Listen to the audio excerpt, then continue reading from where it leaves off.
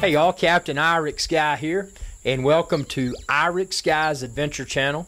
That's youtube.com/IrixGuy.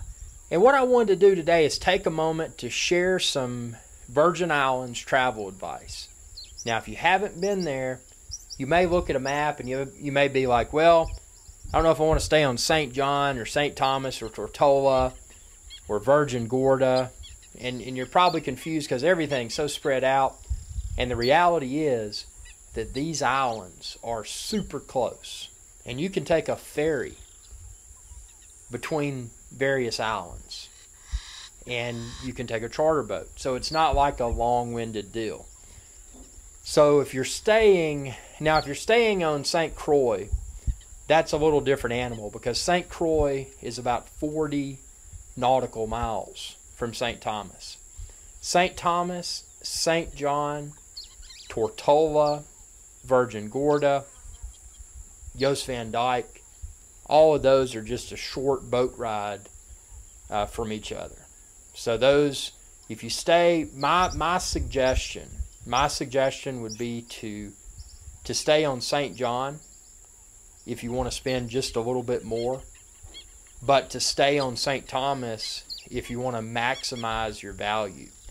Because there's rentals to be found on, I recommend TripAdvisor.com. And if you go to vacation rentals, there's some vacation rentals on St. Thomas that are super nice.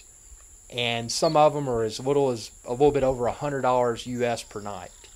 So it's just a really good place to stay. Now St. John, on the other hand, is a little bit more expensive, but there's a trade-off.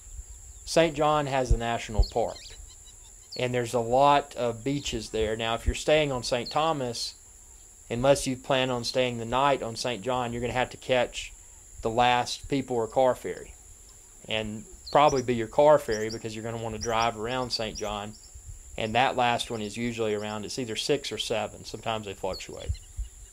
So for that reason, if you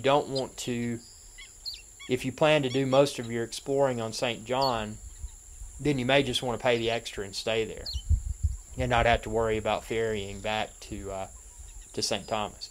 St. Thomas is awesome, don't get me wrong, but from a very natural and jungle-like look, St. John is going to beat St. Thomas.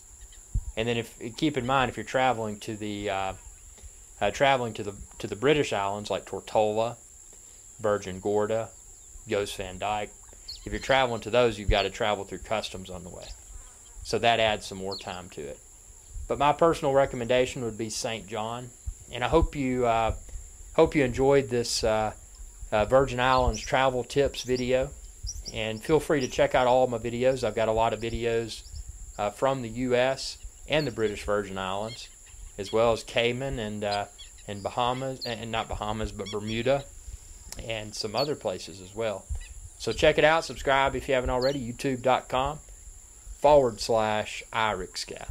And y'all have a good day.